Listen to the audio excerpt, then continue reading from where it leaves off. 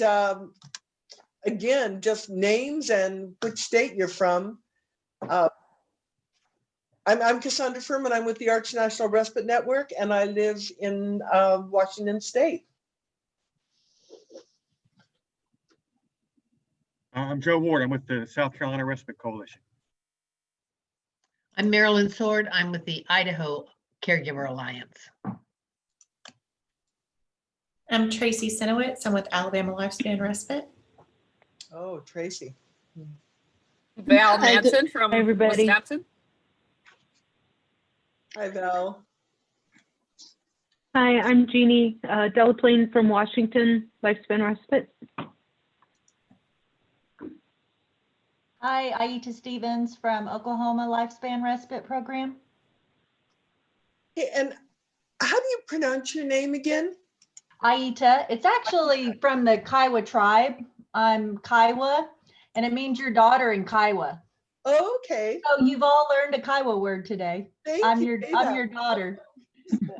I love to say that to younger, but really younger people, and they're like, oh, okay, you're my daughter. Oh, that's wonderful. I see Corey has joined us. Yeah, I'm with the Nevada Lifespan Respite Care Coalition. Okay. And Naomi and Deanna, I'd love it if we could see you, but I understand if you don't want to show your faces, but it always feels good to see those faces out there. And hi, everybody. I'm Naomi Dufford. I'm with the state of Maryland, the Maryland Department of Human Services, where I oversee our state-funded respite program. Great. Hi. It's Dina Prest. I shut my camera off just because it looked like I was having horrible pixelation on there. I don't know why, but the connection just must not be good right now. I'm from the New York State Office for the Aging. Hi. I noticed that. I thought it looked like a beautiful abstract painting. So, hi, this is Abby Lavazzo from New York State Office for the Aging. Hi, Abby. And Kathy and Lita have joined us. And they're both on mute, but if you could just introduce yourselves really quickly. Hi, I'm Lita Nelson from Arizona Division of Aging and Adult Services. Hi, Lita. Hi, I'm Kathy Mayfield Smith. I'm actually at the University of South Carolina, but I work with the South Carolina Respite Coalition. Hi, Kathy. Well, we may as well get started. And if other people join us, we'll just play it by ear. I'm going to share my screen and just take you over. Oh, host disabled participant screen sharing. And I made Jill the host. So Jill, you may need to fix that. And you're on mute. Oh, sorry. I unchecked share screen, so you should be able to. Host disabled participant screen sharing. Why don't you make yourself host again? Or I'll have to do that. I'll make you host again. Thanks. Sorry, everybody. Okay. Yes, now I can. Okay. So I hope you can see my screen. Go away. As you can see, we've just done the welcome and introductions. I want to review the agenda. What we're going to do is start with just looking at some logic models that were submitted to me. I said that we only had them from Oklahoma and Idaho, and that turns out not to be true. I found some from New York, but since New York will be sharing today about their data collection system, I'll let them share logic models if they'd like, and I'm going to let Leanne Winchester into the room. And then after that, I want to share an evaluation brief that the Friends National Center on Community-Based Child Abuse Prevention did, and it was on respite in Alabama. So I'm certain that the Alabama people on today were involved in that on some level, whether they knew it or not. And then we'll look at examples of state data tracking systems. And Abby with the New York State Office for Aging will be sharing, as will Joe Ward with South Carolina Respite Coalition. And then we'll just sort of open up the discussion. And I'm especially interested in kind of zeroing in on a time and date that we can routinely meet, whether it be bi-monthly or quarterly, or I suppose even monthly, if that would be of use to you. And then we'll look at different topics that we might want to share. Cassandra, before you get going, make me co-host again, and then if there's anyone else who wants to enter, maybe I'll be able to let them in. Okay, great. Jill Moore, make co-host. Yes, okay. You should be a co-host now. Yeah, I am. Thank you. So I'm going to stop sharing there. And I think I have two logic models that I would like to share with you. And I'm wondering if, Marilyn, would it be okay if I shared your logic model right now? And you can Absolutely. Sure. tell us a little bit about it. And also, Marilyn, now might be the time if you just want to bring up the idea about when do outputs actually become outcomes, and what are the differences. So, and that could be a topic for future discussions. So I hope everyone can see it. No. No, we can't. Okay, I'm going to do it once more. Sorry. Share. Okay, do you see my logic model? Yep. Yes. It's not my logic model. Okay.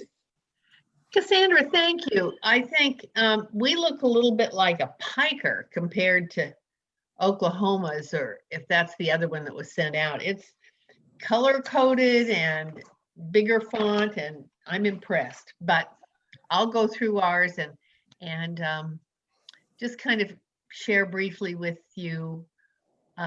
We put this together, we being the Idaho Commission on Aging staff and the Caregiver Alliance staff, put this together to help us with our grant, our proposal that was funded, our grant application. So we have several logic models. We have this one for our Consumer Direct program. We have one for our lifespan respite, our kind of overarching logic model. And then we have one for our Family Caregiver Navigator project. So just kind of one bigger one, and then it kind of drills down to a couple of others. I don't know about all of you, but I always struggle. Sarah Taves with the Center for the Study of Aging at Boise State was the principal author of this. But I always struggle with outputs and outcomes, and I've shared that with Cassandra about kind of when does an output become an outcome? And so what we looked at with this logic model are these kind of 6 columns, because we wanted to, as in the other logic model, divide our outcomes into short, intermediate, and long term. But our inputs are basically the what and the who that we're using to inform our activities. So you can see it's some products like the Consumer Direct Respite Handbook, and then it's people like the ICOA staff and the ICA staff, and then it's the money that we are awarded from ACL to the Idaho Commission on Aging, and then on down to the Boise State Center for the Study of Aging for our coalition work. So those are our inputs. And then our activities it's pretty straightforward. It's what we're doing with those inputs. And so those activities just kind of a laundry list of training, and we're getting ready in January to do a SWOT analysis in each of our area agencies on aging. And this was originally, we thought we would do that really specific to consumer directed respite. but we're finding all of our area agencies on aging are already fully ready to go. I mean, they want to do that. And we have one area that has been doing it for about a year. And the staff person there has been having some conversations and trainings with staff from the other AAAs. And so we didn't feel like maybe we really needed to do a SWOT analysis around that because it's already rolling.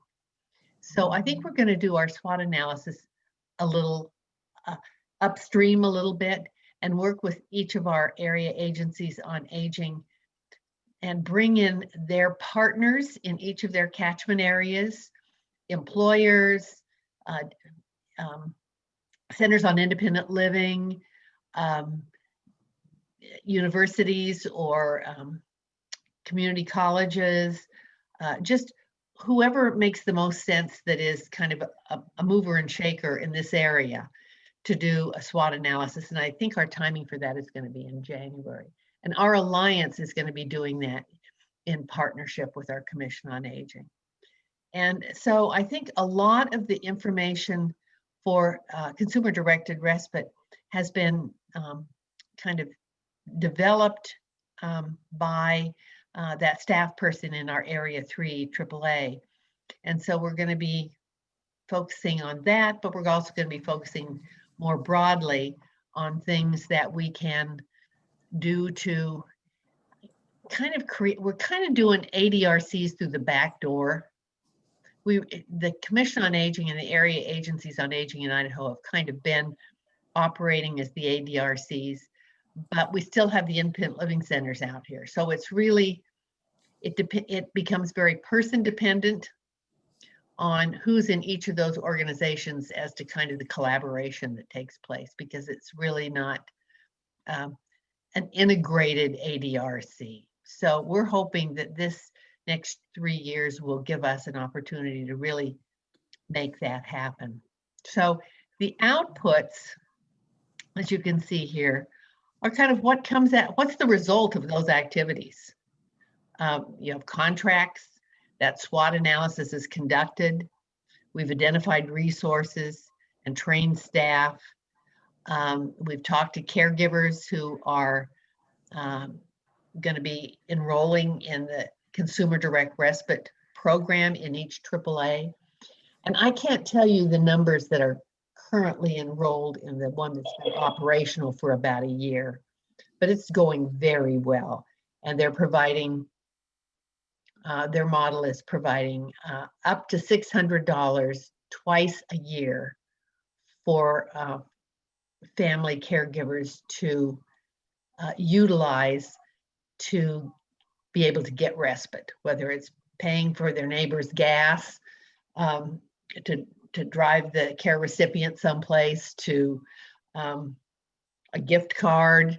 It's just whatever makes sense in their individual circumstance about how they're able to get that consumer-directed respite. And then, of course, all the traditional outputs of from reports, the data, the tracking of time, what funding and partnerships have been secured. So those are outputs. Those are kind of the results of the activities. And then we look at outcomes in terms of the impact of those outputs in the near term, longer term, and down the road. Mm-hmm. And a lot of it has to do with change. The first one is change in awareness, because particularly with respite and caregivers, awareness is a huge threshold benchmark. We're constantly struggling with how we measure that awareness. And you know, we can do surveys, we can do pre and post for people who are stepping into consumer-directed respite. But beyond the people who are participating in getting that respite, how is that awareness changed? Because we know we're changing awareness for people who are not going to sign up for consumer-directed respite now, but now they know about it. So that's the short term. And then it's changing in behaviors and systems for the intermediate outcome. It's starting to embed the model in regular practice so that it doesn't just go away when the person that's running it in that AAA goes away. So it becomes part of their regular course of business. And then our long-term outcome is just that there's a real statewide knowledge about it, and it has been embedded across all the AAAs and in conjunction with other partners like the Centers for Independent Living. So that's kind of a quick overview, but that's kind of how Sarah and Pam and I looked at this when we put this together. Is that what you wanted, Cassandra? We actually is more above and beyond. But thank you so much. And a couple of questions came up that probably, since we're just going to look at logic models today and share, and if people have questions, but it brought up to me, you ask about how do you measure attitudes and change. That could be a topic that we should have for a future meeting. Also the outputs, as I was looking at your outputs, and Marilyn has said, you know, how do we know when outcomes become outcomes? I think as I look at your outputs, I see some answers there, but I don't think it's a topic for today, but I would love to put that in the back burner. I would too, yeah. And does anyone have any questions for Marilyn about her logic model? And then we'll look at Oklahoma's logic models, and we can probably go through that pretty quickly. People have copies, because I want to get on to the states that are going to share about data collection. So any questions for Marilyn? Yes, Dina, we can do that. Thanks. And does anyone have any questions right now? Cassandra, this is Leanne Winchester from Massachusetts. I have a quick question, and Marilyn, she may have answered it, but when you're looking at your short-term and your long-term, is your short-term considered just within the next year or so, and the long-term is beyond the 3-year period, or how are you seeing it? Well, you can see we didn't put a timeline on it, Leanne, but I would say that's pretty accurate. I would say the short-term would be within a year. Intermediate may be beyond, it probably is 3 years, and then beyond that is long-term. Okay, all right, great. Thanks. I hope I said it right. My daughter. Would you like to share your own screen, or would you like me to put your logic models up on the screen? It'll be pretty easy. I don't mind sharing it, but it does say host disabled participants. Okay, and then how about, is it okay if I just put it up then? It should be on your screen now. No problem. Okay, so do you see it now? Yes. Oh, good, okay. So Nadine Walter isn't on the meeting, but maybe you've worked with her. She, as I said, we're a great team, and so I can't in any way take the credit for this, but we actually had strategic planning meetings, and I think what really we had hoped is the logic model would really help us serve as a roadmap. We had our coalition engaged and involved, and really tried to get the details to paper, but put it in a way that's easy to understand. So when we have new coalition members, they right away can easily understand what we're striving for. And so as you read through it, and again, because of time, I know we're not going to read it thoroughly, but I do think it helps. Our coalition has representation across the lifespan. So our program specifically helps families that have a child, but then we have our partners that help caregivers that have an older loved one. So with that in mind too, I think it's important that we work to simplify our message. It's the labor of love. All of you know that. We get an idea or a need is identified, and we just really work hard to run with it. What's great about this logic model, or any logic model, it really does make you answer questions pre-intervention or pre-activity. And so it does really help achieve ultimately, because you want to report the success of whatever that event is or program is. So I do think it's helpful. And I'm not typically one that loves logic models, but I have learned how important they are. And I think it's really helpful that it's also important to say it's not set in stone, because COVID, if nothing else, it has really shook our world, but we have also had to really revisit maybe something we reported that we were going to have to collect a certain way. You know, we've had to adjust and be flexible. So it's not set in stone, but it's certainly the foundation that we can build upon. I tell you, one thing that has really helped us is having a pre and post survey.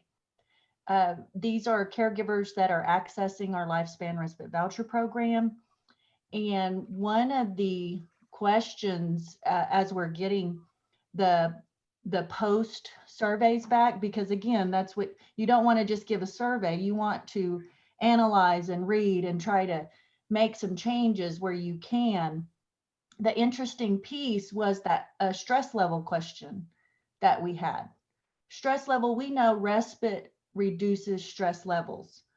Well, depending on the complexity of care, perhaps, of the loved one that they're caring for, perhaps if you ask them what's your stress level, you know, it's just too broad. So we really tried to even tweak some questions to gauge, okay, during respite, can you report what your stress level was? So I think those are interesting because you can word a question a certain way that maybe initially they reported no stress level was reduced, you know, because again, they have high stress levels in their perspective, in their opinion, depending on their caregiver role. So that was certainly something we have tried to be mindful of, is the questions, the length of the surveys we're even asking them is so important, because as many of you know,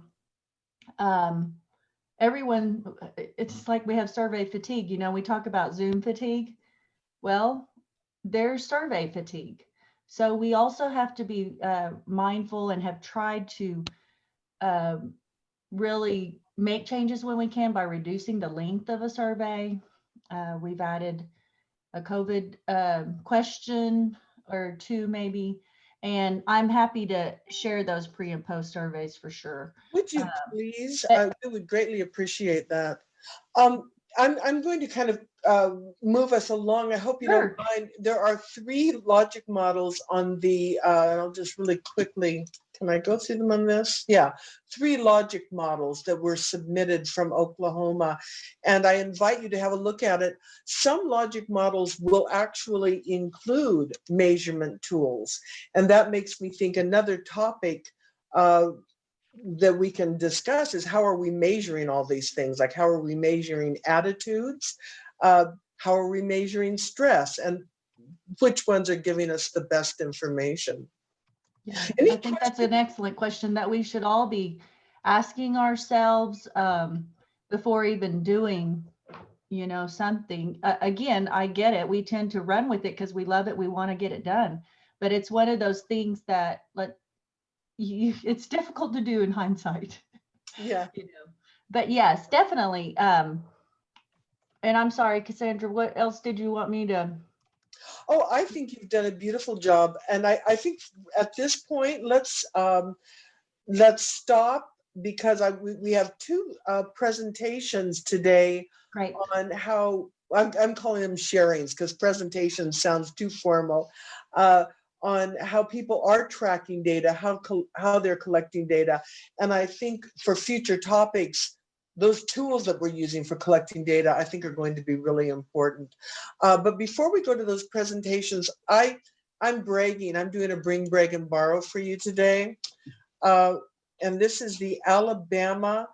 I don't know if I know you've seen it in Alabama because Jill and I sent them out, and apparently they'd already seen it anyway. But for the community-based child abuse prevention program, we're doing evaluation briefs. And the first one I got to do, well, I made sure I got to do one on respite. And so we just wanted 2 pages that very briefly shared the results of some evaluations. So the first page, we have a parent quote. We describe what the program is, and this is respite for children provided by United Cerebral Palsy. And so it has some information. It has some information about cost effectiveness. So this is respite. And then the second page shares outcomes, and these are the results of an evaluation done by Auburn University on the respite program. We see lots of 20-page reports with beautiful graphs, and most of us don't read them. We just sort of skim through. So we wanted something that was just 2 pages. And I wanted to share this one with you. And Jill, I hope she will be putting it on the Arch website. But I just wanted to share this with you, what you can do when you've got good data and how you can briefly share those data. I also threw in a quote from a study on respite, and I pulled this quote out of one of our annotated bibliographies through Arch. That's very handy, those annotated bibs. If you want information quickly, you can go there and pull out good stuff to help support your program. So I just wanted to share this with you. Like I said, it's kind of our brag. And I don't know, Alabama, do you have anything to add to this? It's like I said, Cheryl and I looked over it when it came out last week, and we were very impressed with the report. And it is a lot of good, concise information. And we had already, added it to our folder to use for information, good current information when people ask us about respite in Alabama. So we're very excited that this is available for us to use. Yeah, one of the things about Alabama is you've got that good partnership with Auburn University. Mm-hmm. And I think whenever you have an evaluator and they work with the programs, so they don't do evaluation to you. Yeah. They actually work with them and really understand respite. So they're collecting the right information using the right tools, I think. Yeah. So I just wanted to share that. And I am going to now ask, I'm going to go back to our agenda. So Abby, oh, by the way, are there any questions about that brief that I just showed you? I don't know if I don't think I put it as an attachment, but I'll make sure. I'll just send, when I send out the notes, I will send out that attachment so you'll have it. So Abby, I believe, Abby, you want me to share your screen? And Abby's going to— Yeah, if I could share my screen, that would be great. This is how New York is collecting and managing their data. So I'm going to stop sharing. Hopefully you can do it. I don't see an option to share my screen. So you don't see a little green button down there that says share screen? No. Try it now, Dina.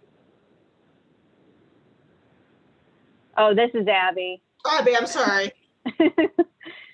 No, I don't see anything. No, I just changed it, but no. You should be able to hit Alt-S as well. Cassandra, why don't you go to where it says screen share and then allow them to, maybe it has to come from the host. I tried it as co-host. I go to, it says they can share meetings, allow participants to share screen. How about, Abby, sorry about this, everybody. I'm going to make you a host or make you a co-host. That should work. Ready? Let's see if it works. Yes, Abby, you're a co-host. Can you now share your screen? A little green button.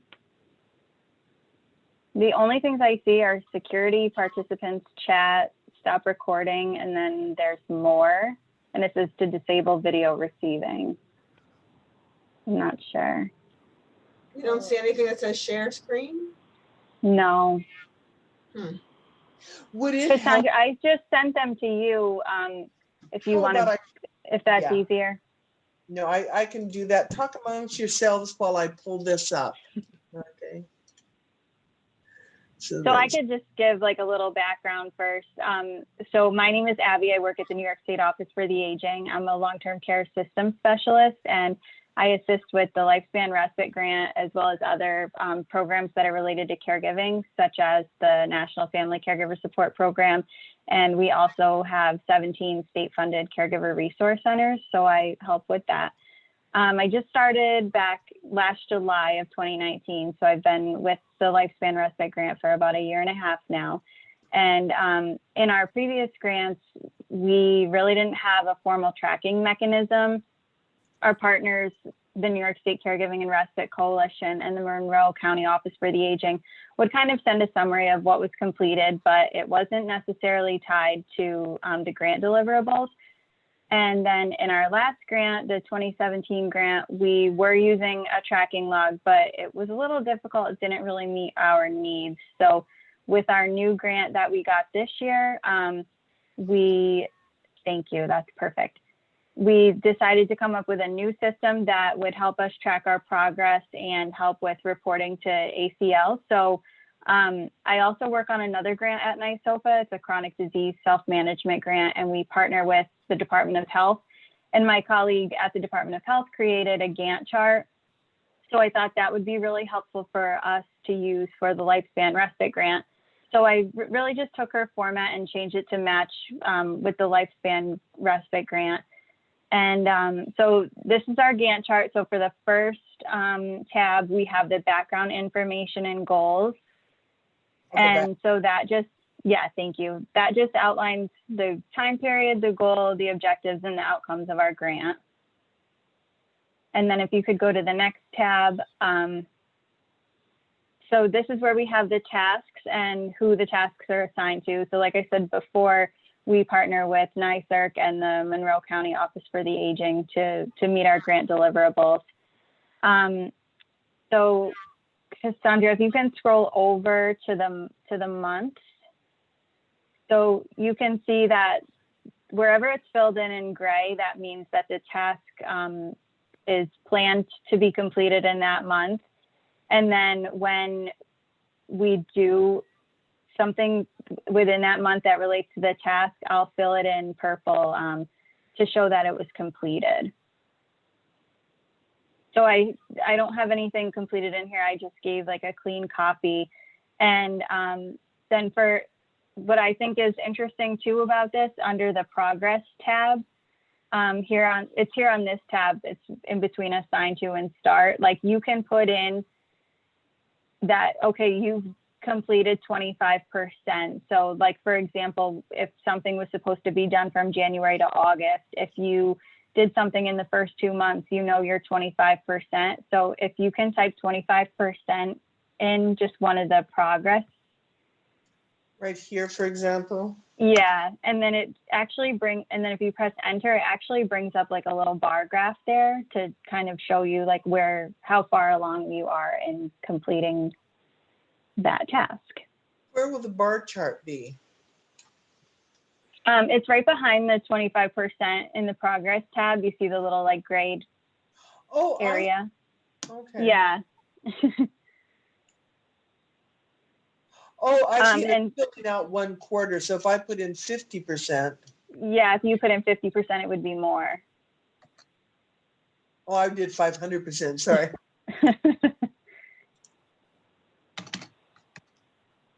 I see.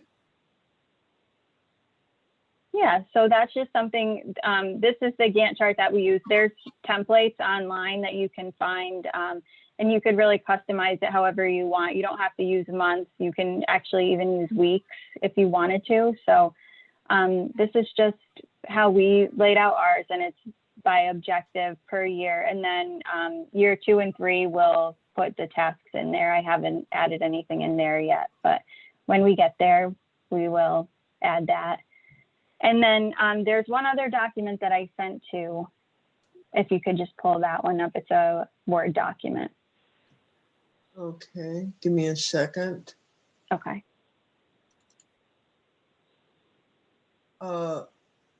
Is it, I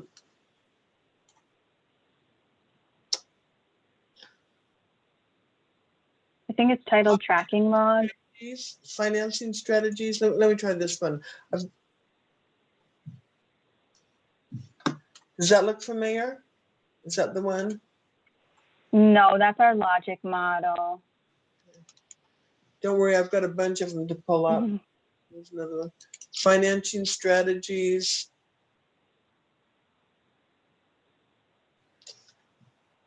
So no, I'm gonna go check my email now then. It's Okay. It was in the email I just sent you with the Gantt chart as well. to me, okay. Yeah. And while I'm pulling that up, go ahead, and anyone with questions for Abby, now's a good time to break for that. I was just curious if it was on a server that your team has access to, or how do you, like, where is it stored to be updated from multiple sites maybe?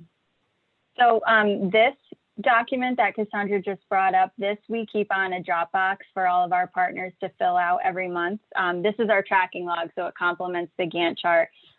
This one is actually broken out by month, and then the task that should be completed that month and who should be reporting on that. So at the end of every month, I send a reminder to our partners to go into the Dropbox and fill this out. And then we have 2 calls every month. So like if we completed this for September, the first call that we have in October, we would do a report back on what was completed that month. So NYSOFA fills that out, and then our partners at NYSERC and the Monroe County Office for the Aging. And so this is kept on Dropbox. The Excel chart, I just manage that based on the responses that we get here in this tracking log, and then I share it with, like, via email after I fill in the chart. You know, when I look at it, it looks like so much information. Is it at all cumbersome, or how long did it take you so it was smooth so that you could easily fill in the information and track things? It's really not, it looks like a lot, but since it's broken up by month, I think it's easy for everyone to kind of just look back at what they did that month and report on it. And then you're able to pull statewide reports from it, is that right? We use this information to track our progress, and then to also, like, when we're writing our semi-annual reports to ACL, we'll go back and see, you know, what activities were completed for that reporting period. Great. It looks so detailed. And I'm a big picture person, so when it gets really detailed, I kind of go crazy. But it's very nice. Yeah, it's easy that it's by month, you know, to just be able to look at 1 month at a time, but it is a lot of information. Yeah.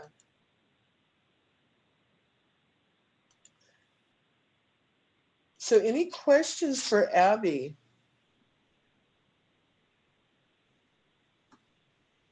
I really love the way in this document you can immediately go to the goals, objectives, and the outcomes.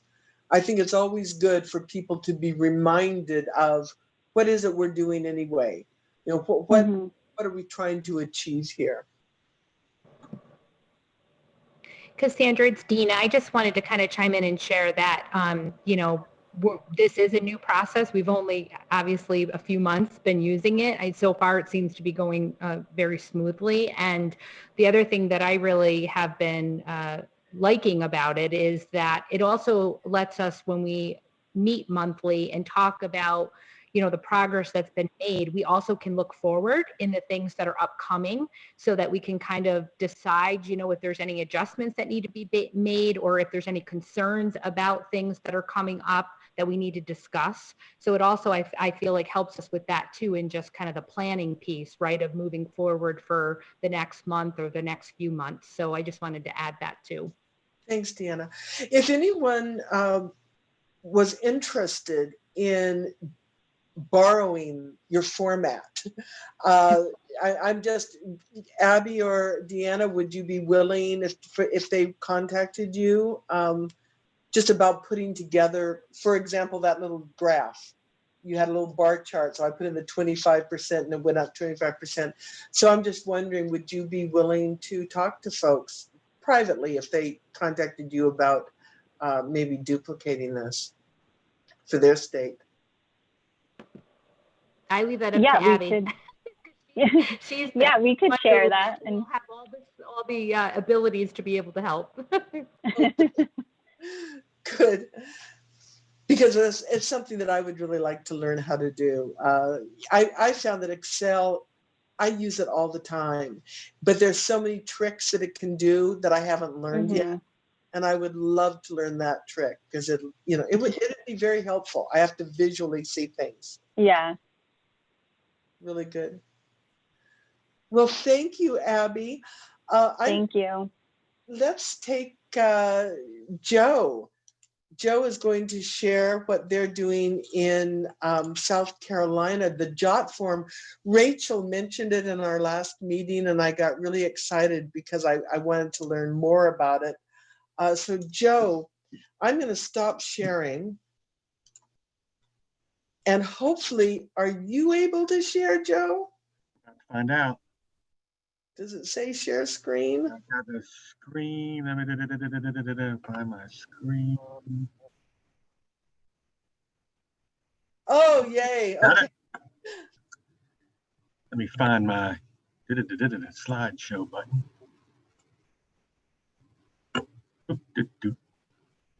Joe told me before the meeting, he said if the technology doesn't work, it's okay because he can talk. Always have a plan B with this stuff. Okay, everybody sees it? Mm-hmm. Okay, good. Off we go then. So just wanted to talk briefly then about JotForm. It's a, as you see, jotform.com. So it's an online tool. This is nothing proprietary to us or anything like that. So we'll give you some information just about, what it'll cost you and how it works. There you see their pricing levels, some different pricing levels. We're at that silver level, and you can see that there's a limit on forms, submissions, and all that. As it's noted there, though, that is HIPAA compliant.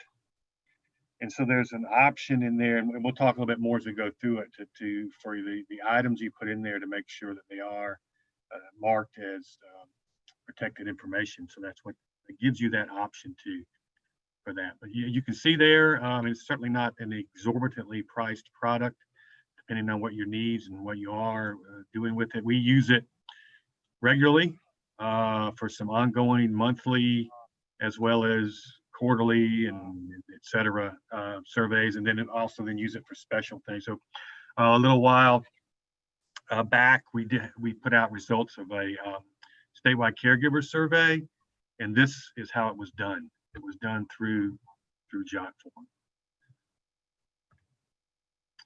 So just to walk you through how it works very basically, so you go in there and you want to create a form. And so you've got some options there to say you can use something canned that they've got, or you can import somewhere. You just start from scratch to build a form.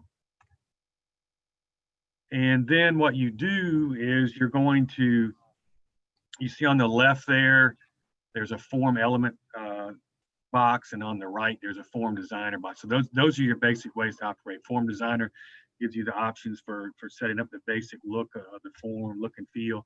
Then you can add specific elements with that form element button. So here's the form designer to give you an idea of how that works. So you can, colors and images you can bring in and all kinds of things. Again, just for the basic look and feel of what that form will look like. And then this is the form elements on the left. This is not all of them, and that was not all the other design elements. So this just gives you an idea. So those form elements, you just pick one and you drag it into your form is the way that works. So you can see some of the things there, but again, that's not all of them as far as the kind of options that you can get for that. Here's some more, just to give you an answer. There's a lot of choices for what kind of item that you want to put into the form. And you can see that that's the way it works. So you just pick one, drag it into your form, and there it is. And then, of course, you have the option to edit that element. So here's an example of where this item was dragged in there, and then you can go in there and you can see that box around it, and you've got the option to edit that. So that tell me about respite experience was there's like a blank space for that, and we type that in. You make that what you want it to be, and you can see there's a sub label if you need to add more to that, and the box is there. And then on the other side of that, there on the right side, you can see how you can do specific things with that element. So in this case, how wide do you want it to be? There's a validation option that you can see there. There's something that's got to be validated against character limits, because this is an open response question. Is there a limit of characters you want to put in? But all the elements that are in there can all be tailored to whatever to whatever you need them to be or have you. So here's an example in a multiple choice. And you go and you just type in all the items for your options. You can set up the number of options you want. Again, you type the question in, and then it's got to make it a drop down option if you want it. You can go in and specify in there how many choices a person can make. If you want to allow more than one or just one, you can say, you can set that up. If you say just one and they try to get two, it'll stop them from going forward. You can, in this case, you can require, or with any question, you can require that it be filled out before they go on. You can make that as an option, that they must put something in there for them to be able to go on.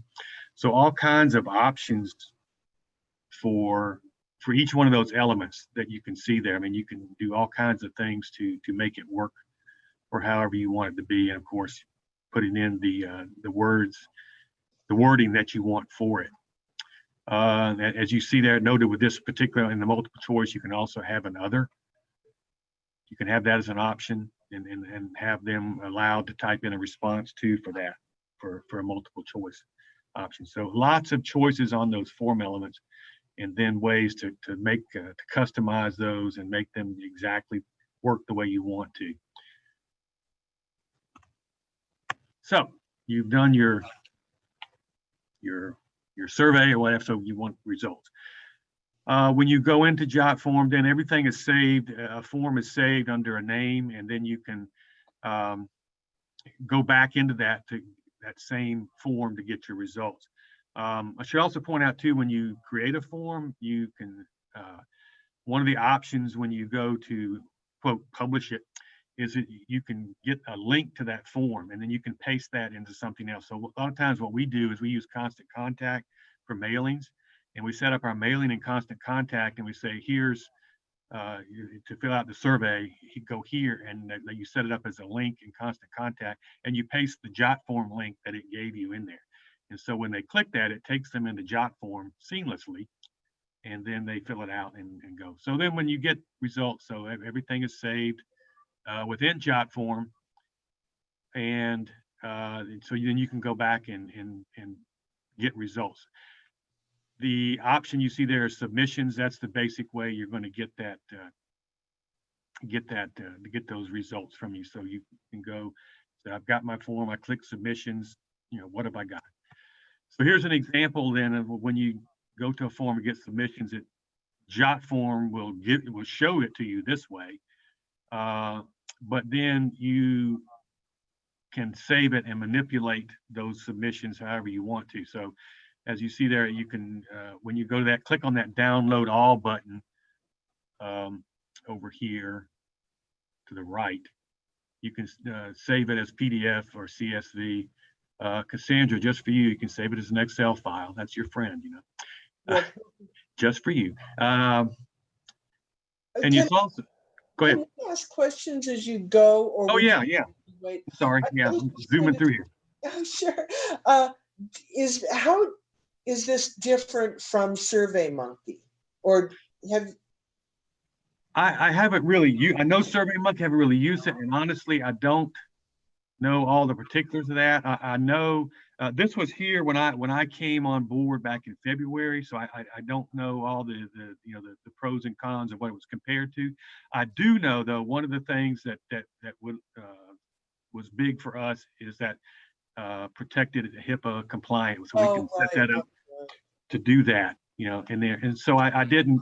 One of the things when I was going through the form elements, that is an option for every form element too. You can see there's a little blue button on the right of each question that says HPI if you want that to be on, and then that just protects it from being.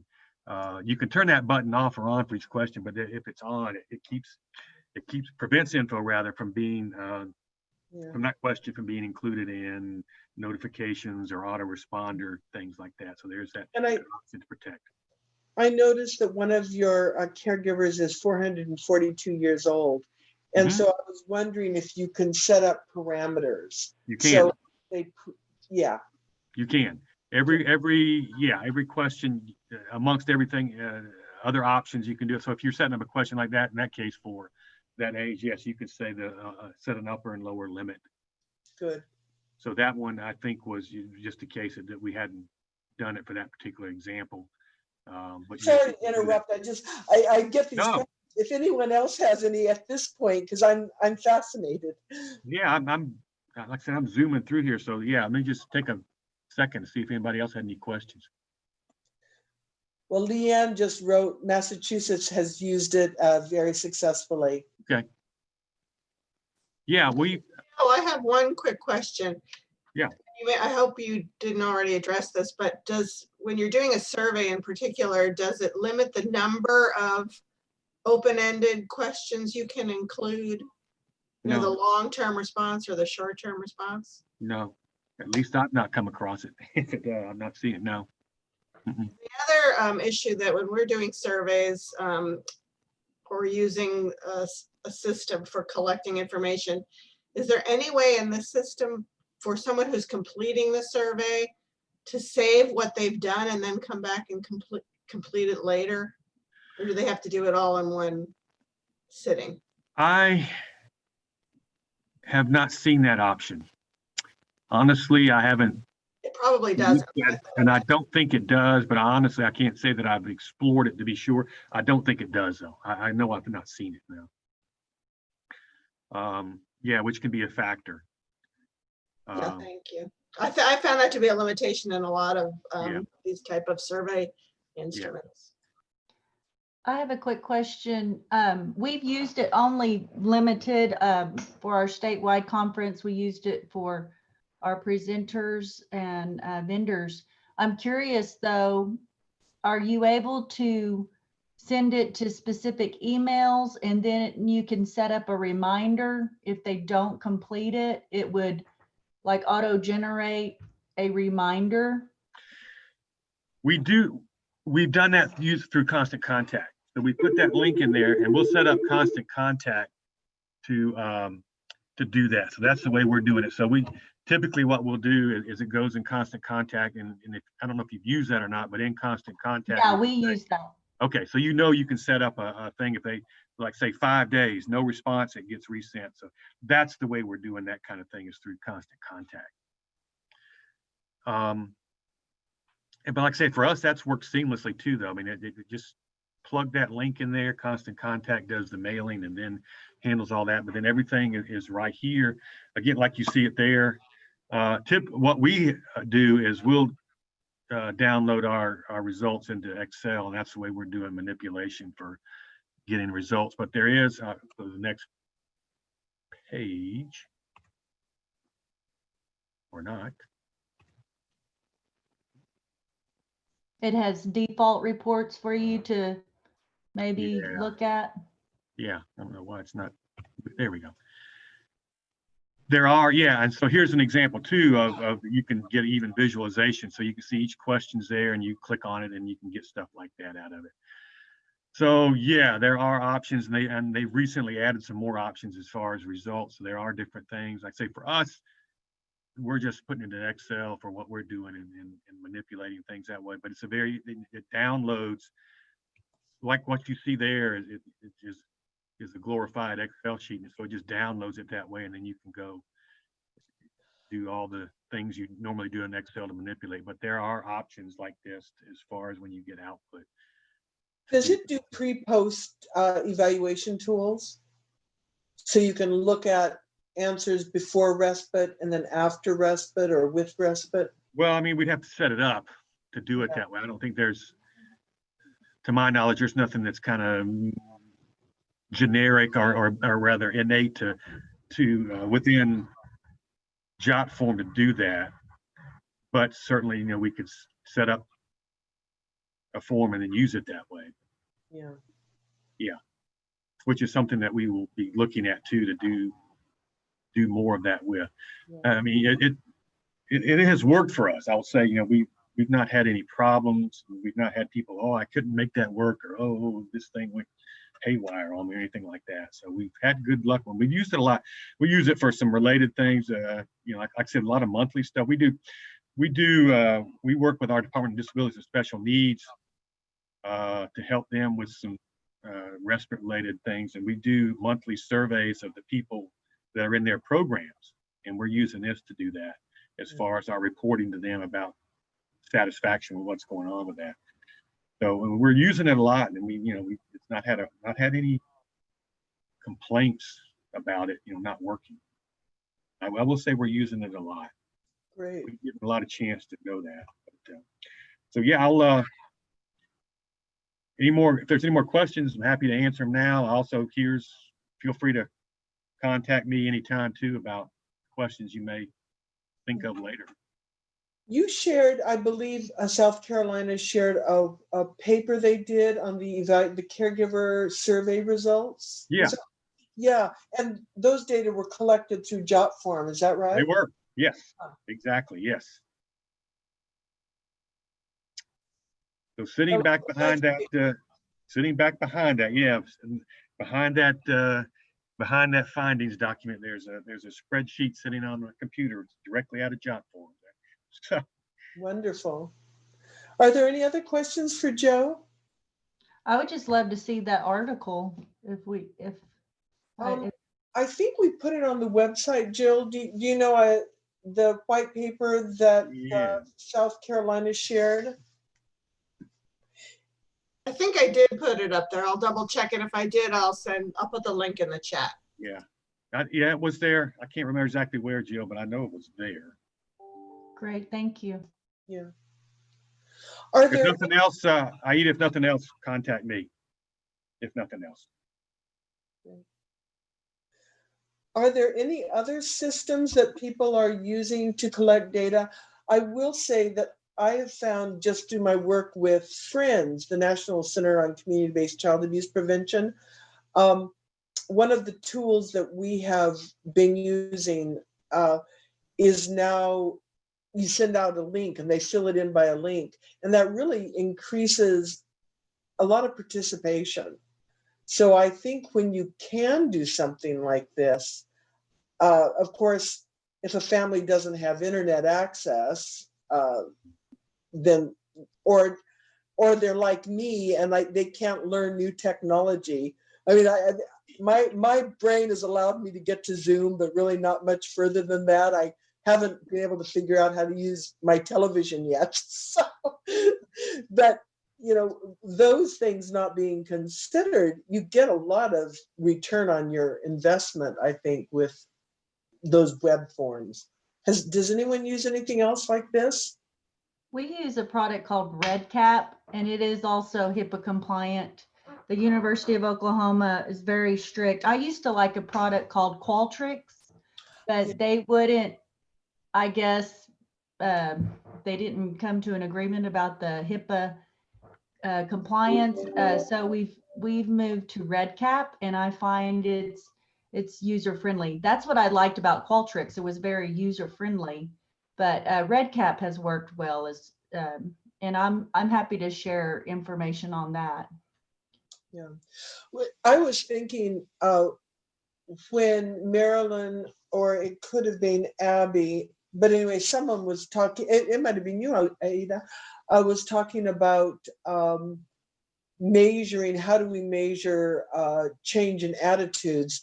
And Qualtrics could possibly be a good method for that. I don't know, has anyone ever signed up for those surveys? And whenever you complete one of the surveys, 25 cents goes to schools or something like that. And that's Qualtrics, I believe, that does that. But you could possibly measure whole population attitude change by using that particular system. It just occurred to me. But anyway. Yeah, if you can have anonymous surveys, I think Qualtrics is still a good go-to. But when you start collecting PHI, unfortunately, at least here, if you all don't have that same restriction, we have specifically been emailed. If you're using PHI, do not use Qualtrics. So, but again, if you're doing an anonymous, survey, then I would recommend it. So what I would like to do at this point, where we're great, I was planning on an hour, but I said save an extra half hour just in case. So we've got a little bit of extra time. I hope you can stay a little bit longer. But I would like to hear from you two things. One is, how often do you want to meet? Jill and I originally set this up and we were talking about quarterly, but bi-monthly or monthly. And to make it faster, if you can just put in your chat box, what would work best for you to have these meetings? So monthly, bi-monthly, quarterly, what would work for you? So if you don't mind just sticking that in the chat, and I see a bunch of chat that I haven't noticed.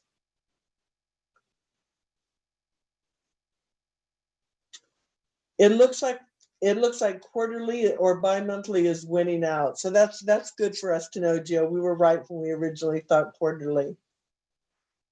Wonderful. And the other thing that for the next time we meet, then, and I will send out another doodle poll. And what I'm probably going to ask is there a set day that would work best for you? So I'll do that in the doodle poll. But we've had a couple of topics that have sort of risen today. One is the difference between outputs and outcomes. Is that a topic that would be of interest to you? Another one would be evaluation tools. What kind of tools are we using? So if you could put in the chat box topics that you would like to discuss, I would love just to see a list of topics. So if you don't mind, and then I've got to remember how to share or how to save chat. I think I remember. I can save it for you, Cassandra. I'm wondering if people might want to, again, this is up to you, Cassandra, and the group, but if people would want to bring their data collection or measurement issues to the group. If they're having trouble or facing a challenge, bring it to the group and have a group solve. And if anyone's in that situation right now, maybe that would be something we want to focus on the next call. Yeah. So far, I've only seen people saying outputs, outcomes, analyzing qualitative data. Good. And Leanne, I'm wondering, what might be very interesting is, do you have sets of qualitative data already that you might want to look at as part of that discussion? And I see you nodding your head, so yeah. I think that would be very useful. Okay. Yeah, I'd just be very interested in the different tools people use when you have large sets of qualitative data. What are the challenges or strategies that they use? How many of you collect, just show of hands, you can actually do it on the screen, who collecting qualitative data? Open-ended questions, interviews. Well, at least one other person. Two. I see Aida. Uh-oh, I almost lost you all. Well, then I think that would be a really good discussion. Agree with Leanne? And if anyone has particular, as Jill said, a problem they're having with collecting data that they would like to maybe brainstorm around. So that's something that, and if you don't want to mention it today on the chat, if you wanted to send me an email and say, hey, Cassandra, can we spend some time grappling with this question in our next call? I would be happy to do that. And you're always welcome to phone me or email me if you just want to talk about evaluation problems you're having, or we can bring it to the group.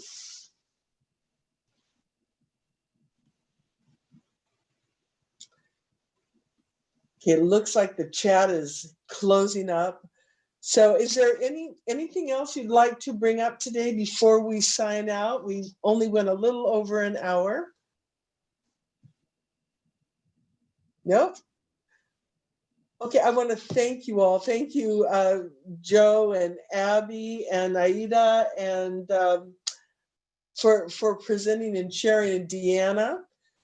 I'll send out a doodle poll with some notes, any documents that were discussed today that we didn't share, and see you in a quarter, 3 months. Okay. Thank you. Thank you. Thank you, everyone. Have good holidays. Yeah, happy holidays.